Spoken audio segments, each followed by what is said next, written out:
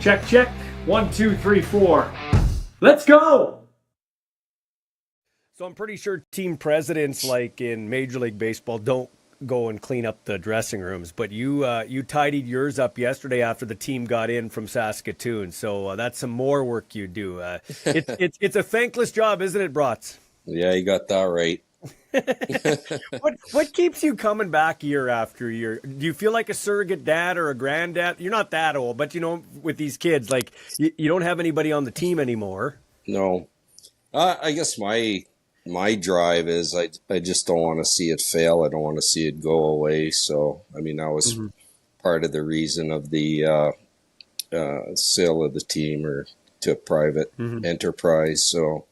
Just kind of definitely running out of gas. The tank's pretty much empty as far as I go, and I just needed a lot more professional help. That's for sure.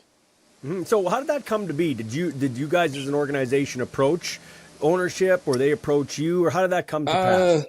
I think a couple years ago, Al Simpson extended an olive branch to Sean, and at the time he really wasn't too interested, and then all of a sudden about 6-8 months ago, I think some of the success he saw with the berries in Saskatoon might have driven that, but I don't want to put words in his mouth. And he circled back to us and said, yeah, I want to get involved. So why is it a good thing now that you're under an ownership group, the Queen City Sports and Entertainment Group? Running it as a nonprofit literally means you're not making any profit from year to year, and we're really just handcuffed. I mean, I'm sitting in our coach's locker right now. I mean, if I showed you what our office looks like, what our dressing room looks like, what the visitors change in a trailer, umps change in a little hovel underneath the grandstand. I mean, I'd love to be able to fix some of that stuff up and bring it up to standards, but you're not going to do it as a nonprofit, so. Yeah. So as we look at that there, now you're not going to put words in anybody's mouth, but what does it look like going forward to make it more professional? Because I've worked with Sean Semple closely. I consider him a friend. I know he doesn't do things half-assed. So, what is it? How will this change maybe the image internally of the Red Sox? Because people respect the organization for what you put on the field and everything like that. But behind the scenes, how is this going to change? Yeah, it's funny you mentioned that. I met with Gord Pritchard yesterday for almost 3 hours, and we were just kind of road mapping how it is going to look and what the synergies would be, and what their staff can take over. What can come off my plate. Considerable load, actually, I think will be coming off my plate, and some of the stuff I do, like the email blasts and some of the social media. I mean, to be honest, it's not very good. And I know their professional team is definitely going to do some of that. The game day experience, you're likely going to see a big change there, just with some of the partnerships they have. And it's just early talks on, the planning that is going ahead. And, after I left that meeting, I was pretty excited for sure. And listen, this isn't a big shocking question. Like the stadium, we've talked about the stadium. Al Simpson's been involved in, hey, we should have a stadium on Dewdney. I would assume Sean Semple isn't going to be happy being in that facility for forever. Let's put it that way. No, I hope to get him out to a game here in a couple weeks when he's back from his trip. But I'm sure once he looks around, I think he has a pretty good picture already of kind of our challenges at Curry Field. And you're right. My early impression with him is he definitely doesn't do anything half-assed. No, he doesn't. Okay, so let's talk a bit about your baseball team as we talk right now. It's picture day. Do you like taking pictures, Brotz? I do not. I don't like Me neither, actually. I don't like being filmed. if you ever looked on my Yeah. Facebook account, there's not many pictures of me in them, but I'm usually the guy behind the camera. Yeah. Yeah, yeah, Wanda does a great job. Wanda Heron does a great job for you guys. absolutely. I saw she just walked in like 2 seconds ago and is setting up. So yeah, I mean it's something we need to do just from a social media standpoint. And the boys Yeah. actually have a lot of fun with it, and yeah, hopefully it gets us in the baseball mode here for our game coming up. Yeah, and we'll talk about that your team in a second here. In terms of Canada Day, what are you most proud of to be a Canadian? Like, why are you proud to be a Canadian? I guess. Yeah, well, I'm kind of like everybody else, I think, right now in Canada, and maybe Canadians have been a little lax in showing our pride, but just with what's going on with our relationship with the U.S. and all the other political Yeah. stuff now, I think at this moment in time, anyway, my Canadian pride's probably never been higher. And in terms of your baseball team, 3-7 in the last 10. I think you've lost 2 straight. I think I was reading.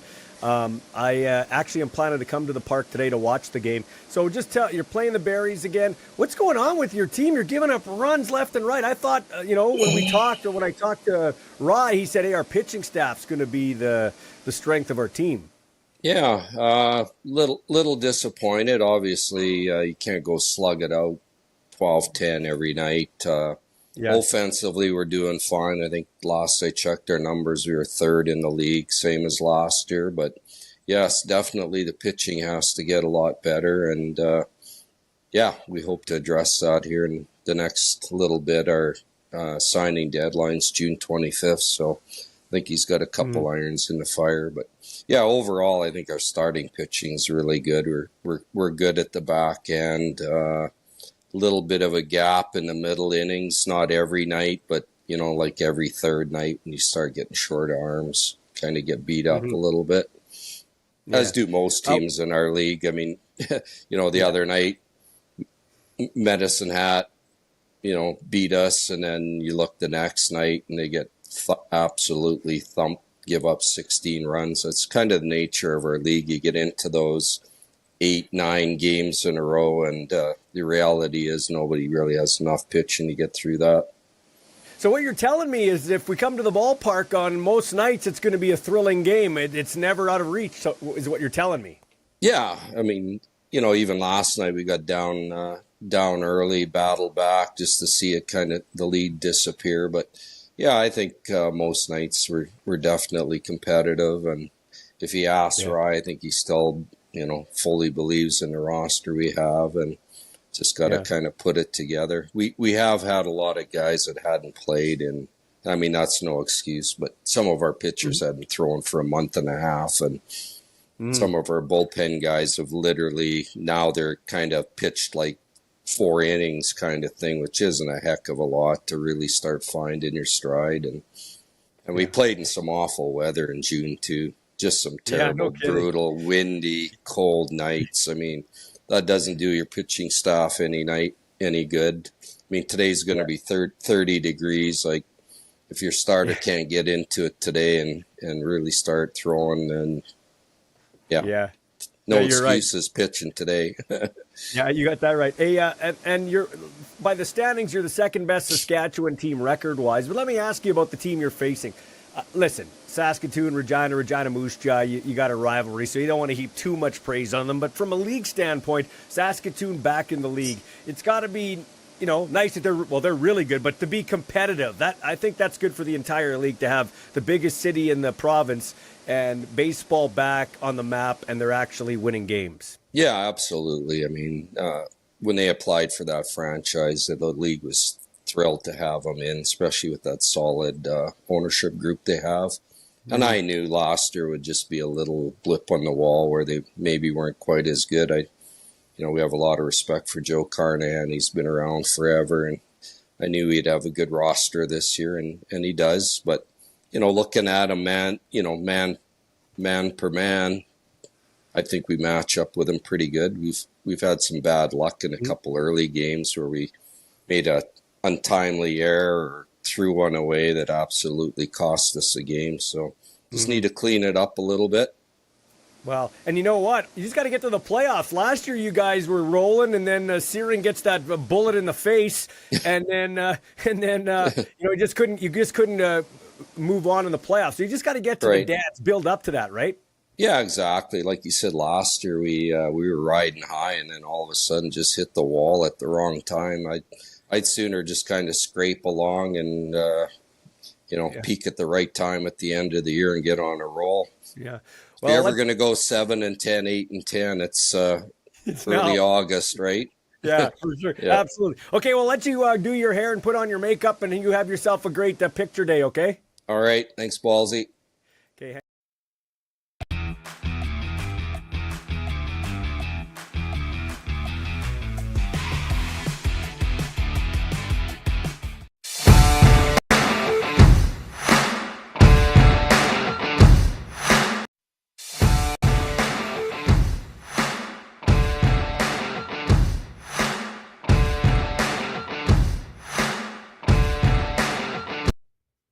Well, I like talking to you because you're a good fan, but not a stupid fan, meaning that you're planning the parade like you, and I don't mean stupid rudely. What I mean is like you got your head screwed on straight. Like you're a rider fan, you love the riders, but you put things in perspective. You're a sports nerd, so you can bring analytics into it, but you also have a personality. So I really like picking your brain. The DEAN Keith Willoughby at the Edwards School of Business and our CFL Simulation King here. And we're going to get into that because we are 4 weeks in, and that's when your computer can fire up and give us some probabilities. But I want to go through, I want you to kind of be my co-host in this segment here. I didn't tell you about this before, but I do things called Ballsy's Bests and Ballsy's Busts of the week before, okay? So let's start with the bests, okay?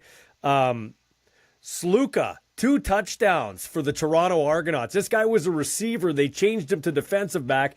And I don't think, in fact, I think I heard it or read it, nobody scored 2 defensive touchdowns in the same game of over 100 yards.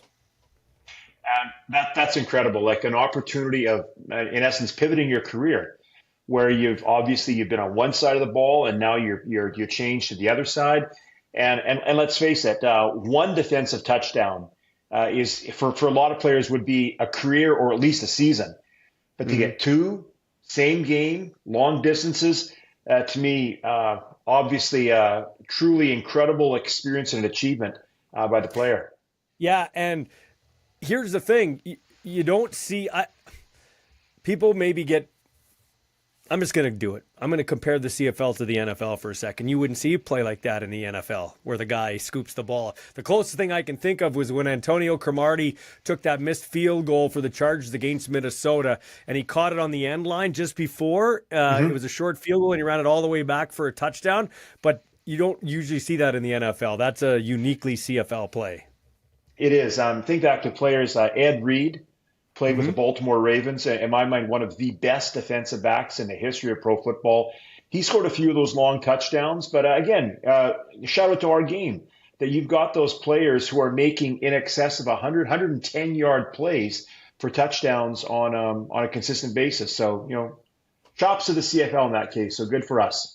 Another Ballsy's best, and it might be short-lived because he spent the rest of the game from halftime on with a big ice pack on his forearm or elbow. It's Matthew Betts, who looked like he finally got over that NFL hangover like so many players do. They go to the NFL, and whether it's because they got to bulk up or just different down there, coming back to the CFL, they seem to lose a step. They don't come back and find their rhythm right away.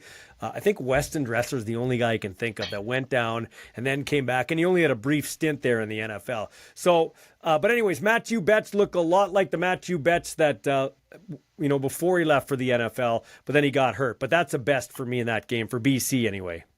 Absolutely. And again, I bleed green. I love the green and white. I was at the game at Mosaic. But big picture, I love the CFL, and I love to see Canadian players excelling in the game. Matthew Betts, somebody, again, had the 2 sacks. He's a ratio breaker and a game changer. So I think just obviously for the Lions, that's a bit of a crushing blow. But even for the CFL, it's nice when you get best on best. Mm-hmm. Yeah, for sure. Another Ballsy's best with my co-host, the Dean. It's the Riders' ground and pound attack. Cool. They don't win that game without the ground and pound attack. And as a Rider fan, you got to be pretty happy. That's how the Winnipeg Blue Bombers win. They punch you into submission like they did to Edmonton in the fourth quarter. The Riders stealing one from their playbook, and they are drilling teams. Is it just a coincidence, Ballsy, that the running back coach of the Saskatchewan Roughriders is Andrew Harris? Yeah. Because I hearken back to the 2021 West Final, Saskatchewan playing in Winnipeg. Remember, Saskatchewan, we had some fortuitous bounces. We had some turnovers that we had, but as the third and fourth quarter went on, again, I know we only lost by 4 points. I think it was like 21-17. But there was the Andrew Harris show was consistently running the ball, and we've seen it over the last couple of years with Brady Oliveira. So when you get the O-line that can be road graders, when you get the running backs that can move the ball, it kills the clock, it kills the other team's momentum, and it's a great way of cementing victory and of really excelling your chances forward. That's a really good point, Keith. I've meant to bring it up, but I've never brought it up. So you're the first guy to bring it up, and I haven't heard a lot of people bring it up. Now, we've talked about Edwin Harrison for assistant coach of the year, the way he's helped that Riders O-line with kind of their changes, and they've not lost a step, losing the Montreal guy Gagnon and losing McEwen. They've just rolled right along. Even Collins goes down, they keep going. So kudos to the players and the coach. But Andrew Harris comes in there. He was a teammate of A.J. Ouellette. They went mano-a-mano in the backfield. Remember that year when they won the Grey Cup? And I think Andrew's given A.J. a shot of confidence as now kind of a coach.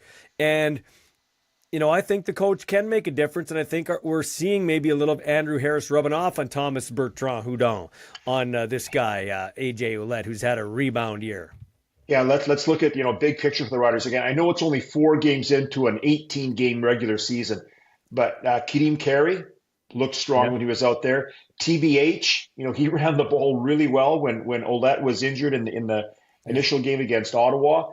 But AJ, again, whether it's the emergence of Harris as a coach, if it's slimming down and maybe being in better shape, not plagued with the injuries he had in 2024, AJ, he carries the pile, and I think that's something that bodes well for success for the green and white as we go on in this season. My last Ballsy's best are the crowds in Winnipeg and Saskatchewan. I'll tip my cap to Rider Nation. It's hard to gauge because people don't watch games the way you do or the way I do. I haven't been to a Rider game since 2023, truth be told, hoping to make the Labor Day Classic for obvious reasons. But you watch a game and you see a lot of empty seats. Now, listen, Rider Pride isn't what it used to be because they don't even sell the upper bowl seats. So I'm going to temper the praise a little bit, but I will say it's hard to gauge, like 27,000 they said, and there are a lot of people standing around. So people don't go to the games and sit in their seats anymore. Yeah, unlike the old Mosaic or Taylor Field, where you had, in essence, the east and west sides with a scattering of a few seats in the end zone with no concourse. It was bums in seats because if you weren't bum in seat, you couldn't see the game at all. Now you can walk the concourse, view the game from shady circumstances, especially if you're east side upper deck. You're sitting in a microwave oven for 3 hours. Nobody really wants to do that. That's a good point. So, but the league does have to get other teams to get crowds because your average attendance goes up when it's the week the Riders and the Bombers have a home game and goes substantially down when it doesn't. Now, Montreal, they're showing up because they're winning. Ottawa didn't have the greatest crowd, 17,000, and Hamilton had 20. So, but we'll see. I don't want to be Debbie Downer. But they definitely have some things they have to work on, and I'm actually getting the commissioner on the show. They returned my call, Keith, and he's coming on the show, so that's good. Looking forward to chatting with him and lobbing him some questions. Yeah, and definitely ask him what he thinks of either do we solidify the 9 franchises, or is there an opportunity of expansion? Is it 10? Is it 12? Is it Eastern Canada? Is it south of the border? Again, wherever we might have that, because as a CFL fan, I want to see strong franchises, but I don't like the odd number of teams. To me, it creates just these strange parts of the schedule where you've got to get a team as a bye every week. I like when, especially the end of the year, when everybody's playing everybody else. That to me is really exciting from a football point of view. Well, why are Winnipeg and BC done with each other now? That didn't have to be. I don't think that had to be. I don't make schedules, but it didn't have to be like that. No, and you think for the BC Lions, they've had Edmonton, Winnipeg, Saskatchewan. So basically, they've played 40% of their games against the West are done by the end of June. Like, Yeah. come on, really? Yeah. Okay, let's go with bus. Let's start here. Over officiating. I got into it with Luke Wilson, and I'm not going to go down that road again, but I will relent in a couple of areas in Ballsy's bus. And one is over officiating. They're over officiating a little bit. Now, I think dollars for dollars, the CFL has pretty good officials, like in terms of what they invest and everything like that. So I'm not going to really badger our guys too much, but sometimes don't over officiate. Like, for instance, you're returning a punt and a guy gets maybe a little tic-tacky call on the far side of the field, 20 yards away. He's not going to be a part of it. Can we just let that go? Or Betts gets a roughing the passer penalty against Jake Mayer. Like, I know we're protecting our quarterbacks, but that was a flyby where he had his head up trying to get back in the play and ran into the quarterback, like driving too fast over a speed bump in the parking lot. Like, come on. What are we doing here?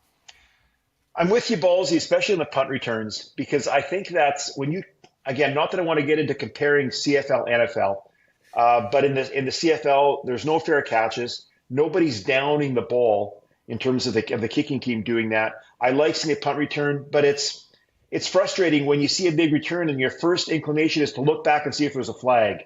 Mm-hmm. And there were a couple times in the BC Saskatchewan game where there was a steady diet of blocking infractions. And yeah, if it's not directly impacting the route of the runner, like, come on, you guys, let's put the flag away. And I think that would gain more excitement for the games. So another Ballsy's bust from week number 4, Edmonton's fourth quarter. They hung with Winnipeg for 3 quarters, but just good teams find ways to win, and teams that maybe you don't consider as good or just trying to be good, they don't find a way to win. But it's getting late real early for the Edmonton Elkamos again. They got to win there. Mark Killam snapping at his he's a good dude, but he was snapping at his play-by-play team after the game. He wasn't happy with kind of how they were insinuating with their questions that it's a broken team. But it's very interesting. How long can they go with Trey Ford? I hope they give him a few more games because, like I said, Canadian quarterbacks get a very short leash to prove they can't play. American quarterbacks get a long leash to prove they can't play. Just another different way of looking at it, kind of that bias. But at some point, they may have to turn to Cody. And how does Trey Ford react? That's going to be like it's a slippery slope there in Edmonton right now. Yeah, to me, Trey Ford has 3 good games a year anytime he plays the Saskatchewan Roughriders. Like the Riders, for whatever reason, make him look like an all-star quarterback. And again, I love Canadians in the CFL. I tip my cap to Trey Ford. I hope he does well. But it seems, again, when he plays against us, he becomes this, like the second coming of Damon Allen. He's passing the ball. He's running the ball, very athletic. I was surprised in the Winnipeg game. I think there was an opportunity where I think Edmonton was down by 7 or 10. And they threw 2 long passes, went 2 and out, had to kick the ball away. And it sort of felt like Edmonton was grabbing at straws unnecessarily, maybe a bit premature early in the fourth quarter.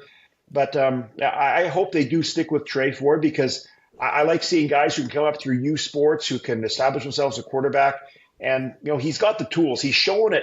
He's not simply a one-and-done quarterback. He's had success throughout his career, but for whatever reason, it's not gelling this year with the Elks. We'll see how it goes. Another Ballsy's bust, Buck Pierce's coaching decisions. Number 1, you've got 2 timeouts and you're in a tempo offense and you don't use a timeout and you kind of rush it with a muddle huddle at the line of scrimmage, and then your noodle arm quarterback throws the wide side out, and that's the game. The game was over right there when Tavon Campbell picked it off, lost all the momentum, and you saw the psyche of Jeremiah Masoli shrink, and it was downhill after that. And then the other one that ties into that for me is Keith. They were moving the ball so well tempo-wise. On tempo offense, with the muddle huddle at the line of scrimmage or the quick offense, and they never continued with that. I know you can't do it full time, but come on, you had the Riders on roller skates on defense, and they got away from it. They did. James Butler was finding huge holes in the middle of the Rider defense. And especially, I think their first touchdown drive, they went 97 yards in like maybe 5-6 plays. So there was efficiency and effectiveness from the BC offense. I was also really curious with BC's decision to go for a field goal. They're down 23-7.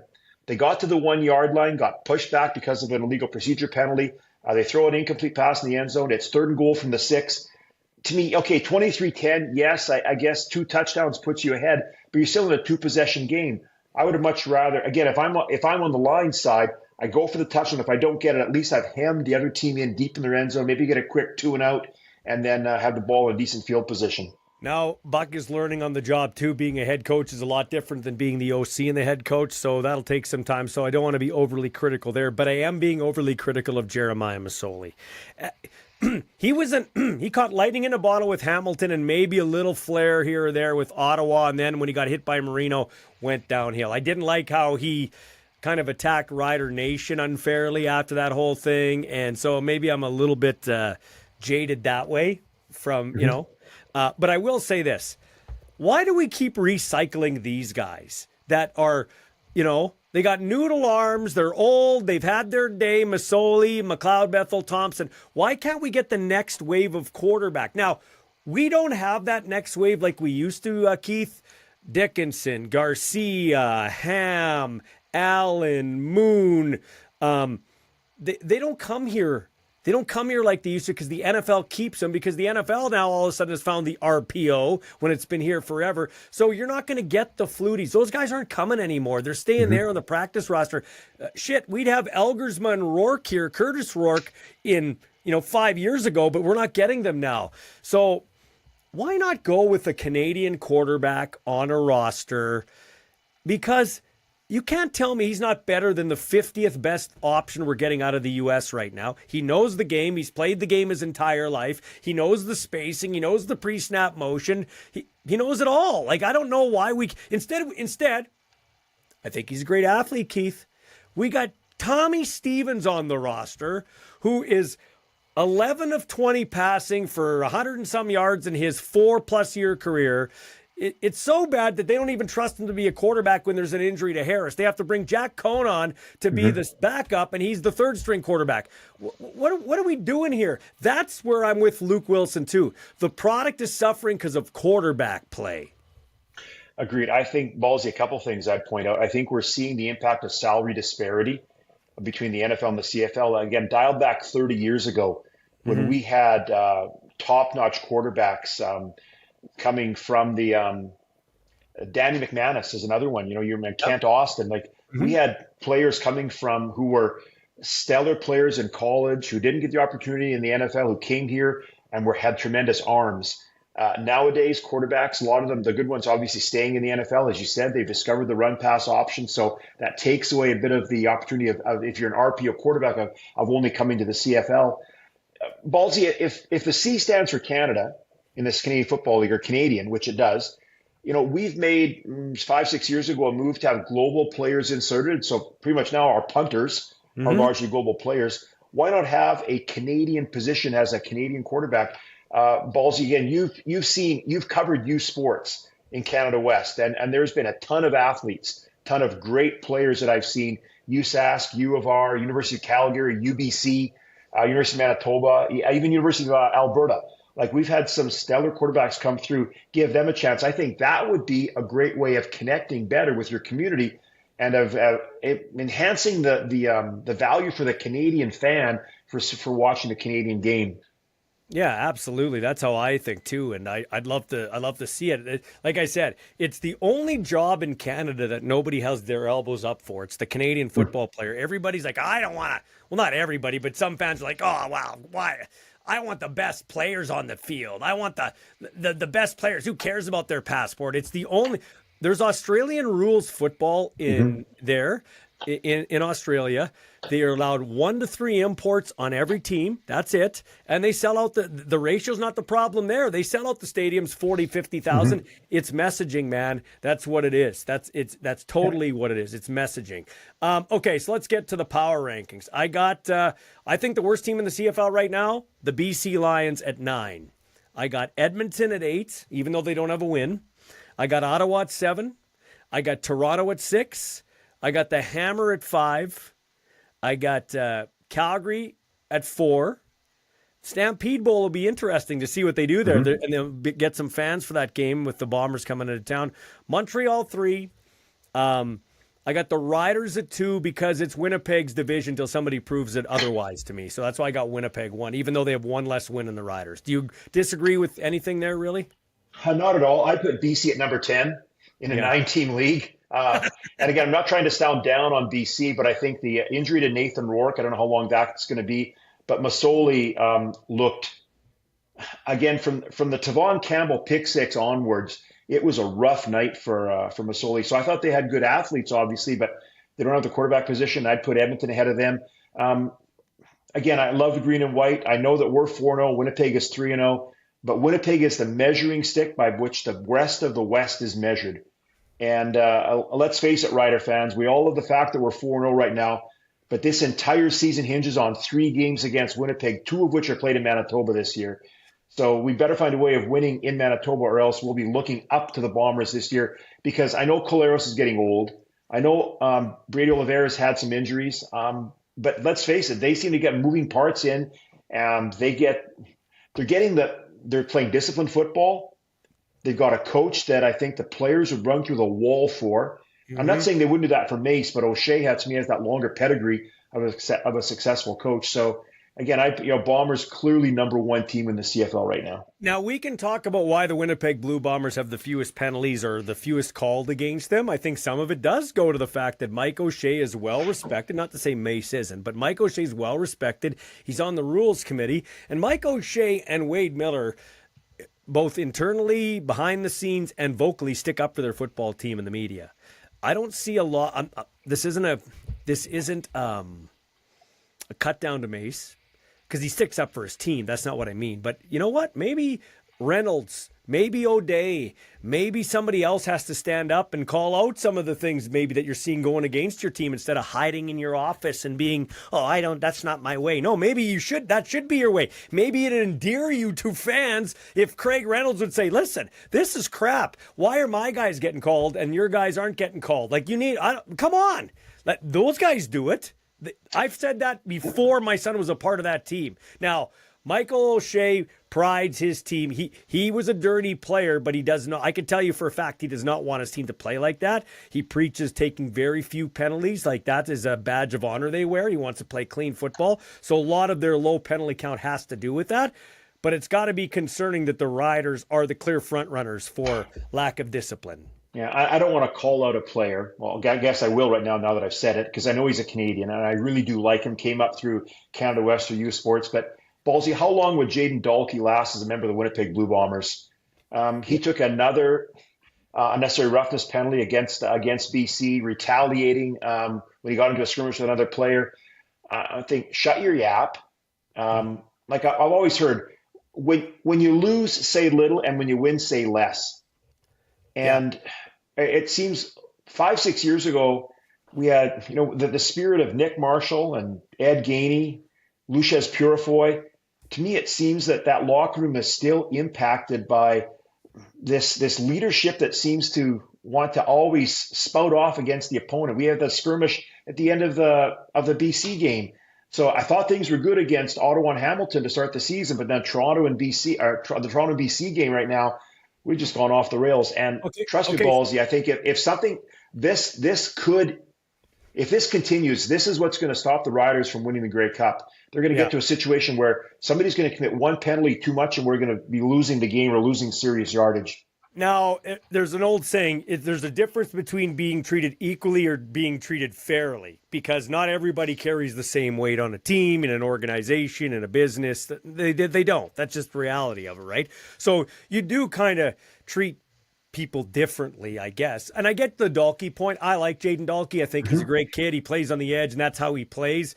Not a smart penalty, but he's got into the doghouse. But other guys, without naming names, can take repeated penalties and stupid penalties, like punching a Hamilton defender, and nothing happens to them. You can lose a football team pretty fast when there's different rules for different guys. Like, listen, we don't, and I can tell you in Winnipeg, there's none of that.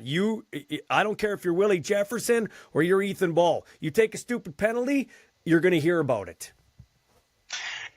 Well said, Ballsy. And I think that's, I'm not in the locker room to identify whether, how serious that issue might be. but I think that does create some real, it creates some inequities Mm-hmm. and some unfairness in the team. And again, once the perception becomes reality, Ballsy, you've always said facts are negotiable. Yeah. Perception is reality. Perception's everything, and facts are negotiable. Absolutely. Okay, Keith, I got you on here to talk some simulations. You've been through 4 weeks. What's the computer saying right now? Rider Nation, please do not go in and make bets upon what you might hear over the next few minutes. This is a case, Ballsy, where the computer has had very few games, less than 20% of the season, and it's extrapolating the remainder of the season, but it loves the Riders. It's making them odds-on favorite to win the Grey Cup. 48% chance, according to the computer model, that the Riders are going to be sipping from their 5th Grey Cup in franchise history on November in Winnipeg. Wouldn't that be an interesting turn of events? Predicting the Riders to go 14-4, projecting them to finish first in the West. Again, it's the computer model right now. All it's seen is 4 Rider wins, and the most recent win was a convincing 19-point win against BC, which played Winnipeg tough in a back-to-back and beat Edmonton at home. So again, I love the fact we're 4-0, but folks, it's far too early to start planning the parade route down Albert or wherever it's going to be in Saskatchewan, because there are some things that will need to change as this team goes forward. But again, right now, the computer, loving the Riders. Now, did your computer simulate, I forget here, forgive me, because we've picked ourselves. Did your computer simulate the weekly games yet? Will it do that? So who do we got? We got the first Stampede Bowl, the Stamps versus the Bombers. What's the computer got there? Winnipeg by 4. Yeah, and I think so too. I'd say Winnipeg, but that's actually what I was going to say, Winnipeg by 4. What else do we got on the docket here? The games. I know we had. Hold on here. Look at go ahead, Ballsy. Yeah, no, I'm just looking myself, because when I know when the Bombers play, and I always know when the Riders play. It's pretty sad. I know when the Bombers play and I know when the Riders play, because I do my call-in show. So we got Winnipeg. You got Winnipeg over Calgary. Hamilton's at Toronto. Big regional matchup there. The Hammer against the Argos. Chad Kelly won't play till week 7. I kind of got Hamilton in that one. What does the computer have? Computer's going with Toronto by 1, which is pretty much basically it's the home field advantage that's giving it to the Argos in that game. Which it might not be a home field advantage, because Hamilton fans travel pretty well down there. It's not that much like a Regina to Saskatoon trip almost, or even shorter. So they'll have some fans there. BC at Montreal. Nathan Rourke was playing. I'd say okay. That's still early to tell as we talk right now. But I don't know. Is even Davis Alexander playing? I'm not sure. If Davis plays, I got Montreal all day long. Yeah, the computer basically has the game over by the national anthem. Montreal by 17. Holy cow! That's a little high, don't you think? A little high. Obviously, the BC coming off of a loss, Montreal coming off of a loss as well. But the impact of playing at home, Montreal 3-1, BC 1-3. Again, if this is the Dean talking about the computer, I got Montreal by maybe 7, but 17's a pretty healthy margin.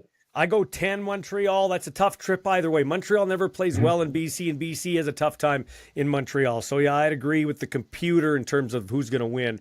And then it's Ottawa at Edmonton. I got Edmonton winning this one. This is the one where Edmonton wins. This is a must-win for Edmonton for so many reasons. And the computer agrees with you, Ballsy. Edmonton by 3. So Killam gets his first victory as a CFL head coach. Edmonton is off the schneid. Again, going now to, I guess they'd be 1-3 in the West Division. Yeah. Ottawa coming to Edmonton. To me, Edmonton has had a hard time winning games in Commonwealth.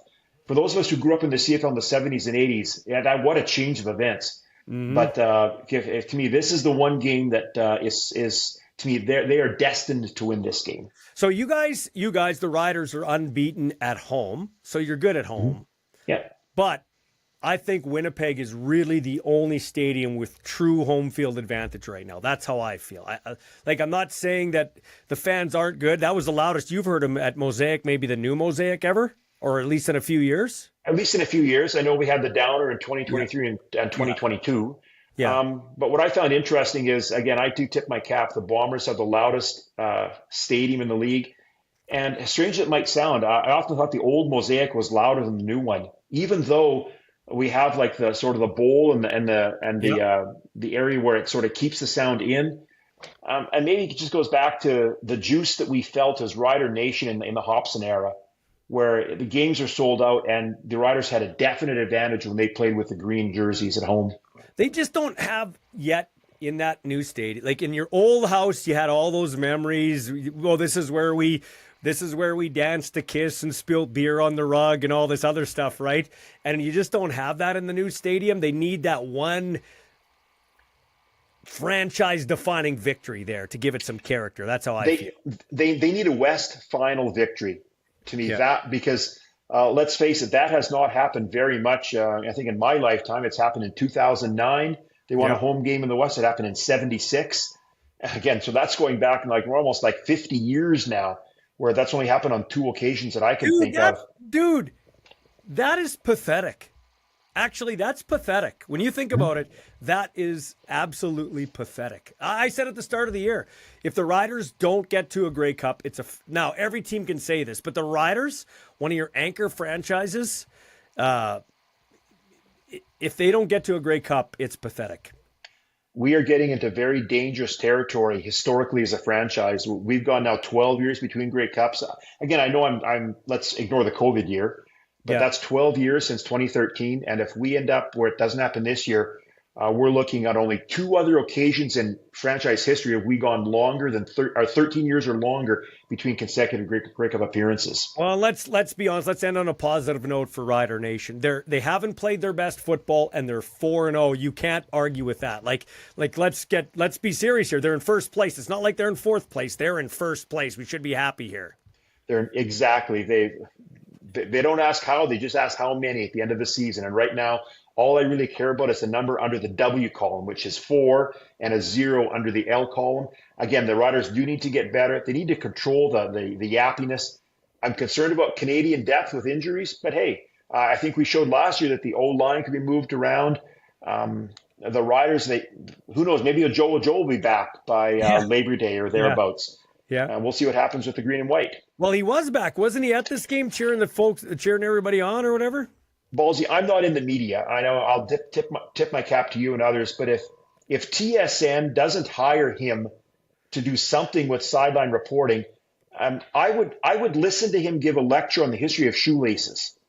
That guy is that engaging. It was I want to run through a wall for him right now, and I'm a fan sitting in the stands. That's funny. Hey, Keith, thanks for this, man. I appreciate it. All the best, Ballsy. Talk to you later.